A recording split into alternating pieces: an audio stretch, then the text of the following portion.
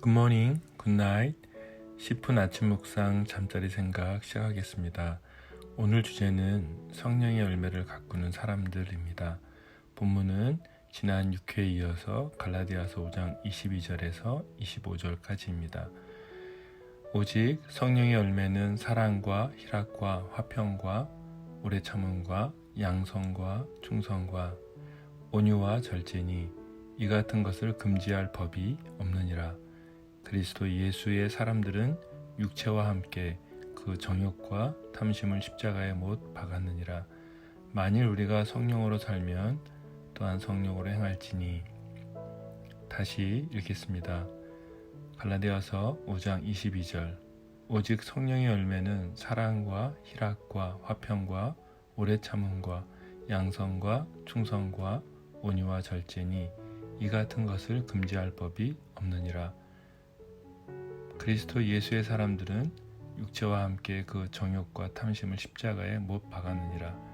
만일 우리가 성령으로 살면 또한 성령으로 행할지니. 한 걸음 더 들어가 보겠습니다.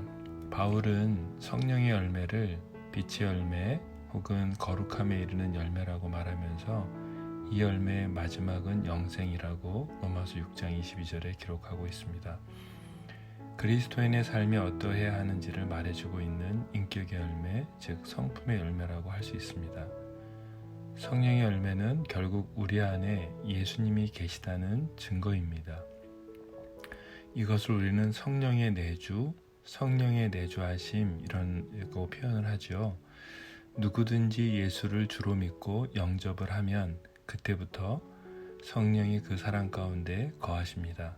이렇게 성령이 내주하시는 사람들의 삶은 점진적으로 예수님을 닮아갑니다. 점점 예수님처럼 말하고 예수님처럼 행동하게 됩니다.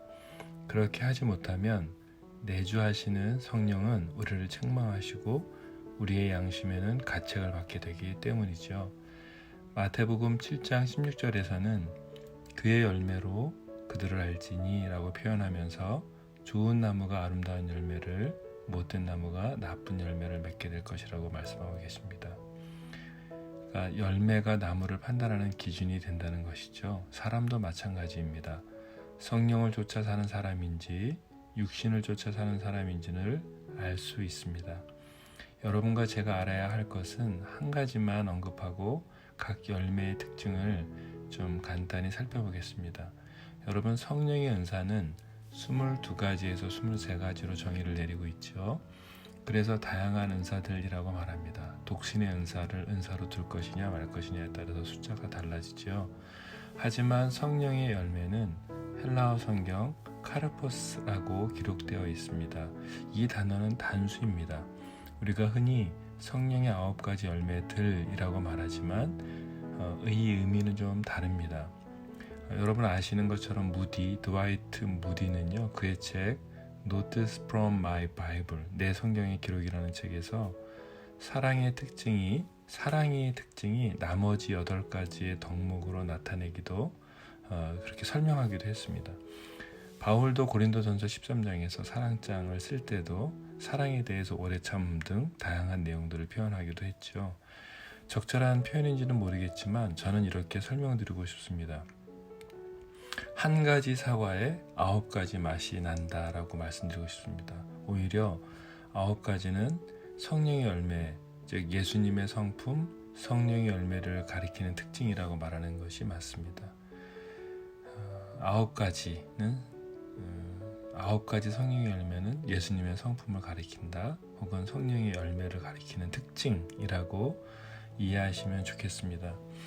여기서 여러분, 인간의 타고난 성품과는 좀 혼돈해서는 안 됩니다. 그러니까 선천적인 성품, 또 우리가 계속해서 수련을 통해서 배우는 것과는 좀 다릅니다. 그러니까 성령에 내주하시는 사람들은 계속해서 하나님의 사람으로 열매를 가꾸어가는 것이라고 말씀을 좀 드리고 싶습니다. 제가 오랫동안 만나서 사역했던 사람 중에 늘 입에 달고 다니는 말이 있었습니다. 그 사람은 바뀌지 않아, 이렇게 얘기하면서 매우 사람들에 대해서 부정적이었습니다. 제가 좀 놀랐던 것은 그 사람은 제자 훈련을 담당하는 사람이었어요. 그래서 근데 정말 위험하겠죠. 결국 그 사람은 생각을 바꾸게 되었습니다. 어떠한 자신의 어떠한 그 진리를 알게 돼서 혹은 어떤 한계, 자신의 한계를 알게 돼서 그렇게 말한 것이 아니었고요. 자신의 잘못으로 인해서 일정한 어떤 평가의 시간을 갖게 됐는데, 그러면서 사람들에게 자신은 바뀌었다고 스스로 말하는 모습을 보면서 정말 사람은 참 이기적이다, 참 성숙하지 못하다, 이런 생각을 하게 됐습니다.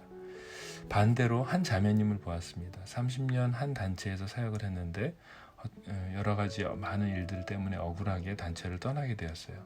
수많은 이야기를 들으면서 고통스러워하고 있는 그 자매님을 만나서 제가 최근에 이야기를 하는데 놀라운 말을 들었습니다. 물론 그 자매님을 비판하는 내용이 아주 옳지도 않고 또 분별력은 잃은 몇몇 리더들의 말이었음에도 불구하고 그분은 이렇게 얘기했어요. 내가 어떤 문제가 있지는 않나 나를 좀 돌아보고 있는 시간을 보내겠다. 저는 그 이야기에 참 놀랐습니다. 너무 다르죠? 성령이 내주하시는 사람은 사람 앞이 아닌 하나님 앞에서 자신을 바라보는 사람입니다. 사람의 눈은 속일 수 있지만 하나님은 속일 수 없기에 우리는 늘 하나님을 경외함으로 두렵고 떨림으로 현재의 삶을 돌아보면서 나중에 우리 모두가 주님 앞에 서게 될 것을 생각해야 합니다. 말씀의 긍정적인 것은 나에게 적용하고 말씀을 통해서 책망하시는 것에 대해서는 나에게 적용하지 않는다면 이거는 올바른 태도가 아닙니다. 여러분과 저는 어떤가요? 여러분, 이제 9가지 성령의 열매의 뜻을 통해서 우리가 좀 살펴보도록 하겠습니다. 이 9가지 성령의 열매를 제가 살펴볼 때 팀 켈러 목사님 아시죠? 그래서 당신을 위한 갈라디아서라는 책을 제가 좀 참조를 했습니다. 그리고 제가 즐겨보는 책이 하나 있어요. 그 책은 성령에 대한 바른 이해라는 책인데요. 이 책을 가지고 조영목 최한기 목사님이 지셨는데 두란노에서 나온 책인데요. 이 책과 그리고 팀 켈러 목사님의 책을 가지고선 이 9가지를 제가 좀 정리해봤습니다. 9가지 열매가 있는데요. 사랑입니다. 아가페라고 하죠. 의미는 남을 섬기되 자신에게 돌아올 이득 때문이 아니라 상대의 고유한 가치와 유익을 위해서 섬긴다는 것입니다.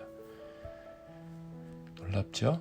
네, 남을 섬기되 자신에게 돌아올 이득 때문에 하는 것이 아니죠. 이런 사람들 참 많이 있죠. 반대적인 의미에서 두렵고 자신을 보호하기 위해서 남에게 섬기는 이유가 자기에게 돌아올 이득 때문에 하는 그런 행동들이 있습니다.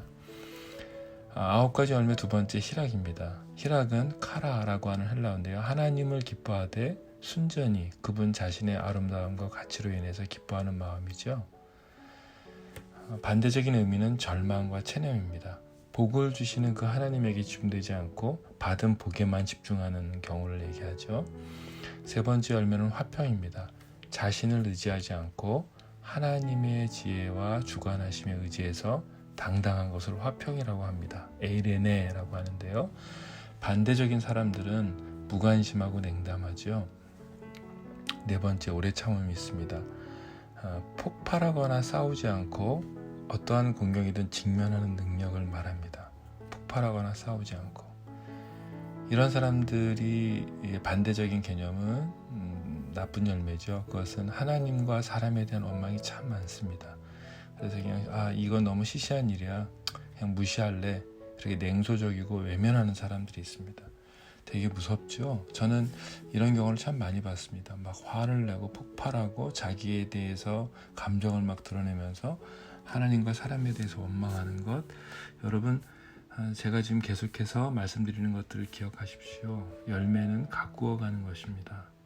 성령 하나님이 내주하시기 때문에 계속해서 나를 돌아보는 것이죠.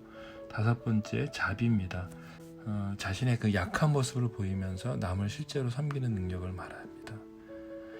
여러분, 자비 밑에 자비, 양성, 충성, 온유, 절제는 제가 다음 시간에 더 자세히 더 나누도록 하겠습니다. 성령의 열매를 자세히 보아야 합니다. 이것이 주님이 십자가로 향하신 공생의 기간 동안 삶으로 나타내신 것들이기에 더욱 그렇습니다. 어떻게 성령의 열매가 우리 마음에 뿌리 내리고 삶 속에 나타날 수 있을까요? 바울은 이어서 성경 본문에서 말하고 있습니다. 24절에 여러분과 저는 육체와 함께 정욕과 탐심을 십자가에 못 박은 사람입니다. 여러분과 저는 그리스도 예수의 사람인 것을 기억하라는 것입니다. 우리는 육체와 함께 정욕과 탐심을 십자가 못 박은 사람입니다. 두 번째, 우리의 삶에 미치는 우상을 십자가에서 종식시켰다는 의미입니다. 이 말은요, 여러분 율법의 뿌리는 10계명인데요. 첫 번째 계명이 우상숭배, 맨 마지막 10번째 계명은 탐심입니다. 그런데 탐심은 곧 우상숭배라고 성경에서 말씀하거든요. 하나님 외에 다른 모든 것을 배설물로 여겼던 바울의 태도죠. 우리는 날마다 계속해서 십자가에 매일 반복해서 우리가 섬겼던 우상을 못 박아야 합니다. 세 번째는 성령 하나입니다. 25절입니다. 성령으로 살면 성령으로 행하십시오 라고 말하고 있습니다. 아주 매우 능동적인 태도고요. 죄와 피 흘리기까지 싸우는 것입니다. 성령으로 행하는 사람들은 죄를 미워합니다. 내 안에 내주하신 성령은 죄를 미워하기 때문입니다. 마지막으로 예배입니다. 성령의 도움으로 우리는 예수 그리스도를 예배하는 것입니다. 내가 지적으로만 알아가는 것을 아니라 실제로 손을 들고 엎드리고 나의 몸으로 섬기는 것이고 실제 나의 재정으로 예배하는 것입니다. 11조만을 이야기하는 것이 아닙니다. 여러분, 이제 우리는 점점 성령의 열매를 가꾸어 가게 됩니다. 그리고 점점 달라진 모습을 보게 될 것입니다. 사람은 바뀝니다. 하나님의 사람들로 변할 수 있습니다. 내 안에 내주하시는 성령 때문입니다. 하나님을 더욱더 갈망하는 모습을 우리가 보면서 점점 변화되어 가는 것입니다. 기도하겠습니다. 내 안에 내주하시는 성령 하나님, 오늘도 제 안에서 나를 교훈하시고 책망하시고 바르게 하시고 의로 교육해 주셔서 감사합니다. 제가 편한 것만 선택하는 어리석음을 버리게 하시고 저에게 말씀하시는 모든 말씀을 감사와 기쁨으로 받아서 성령의 열매를 날마다 가꾸어가는 사람들로 하나님 저희를 날마다 새롭게 세워주십시오. 예수님의 이름으로 기도드렸습니다. 아멘.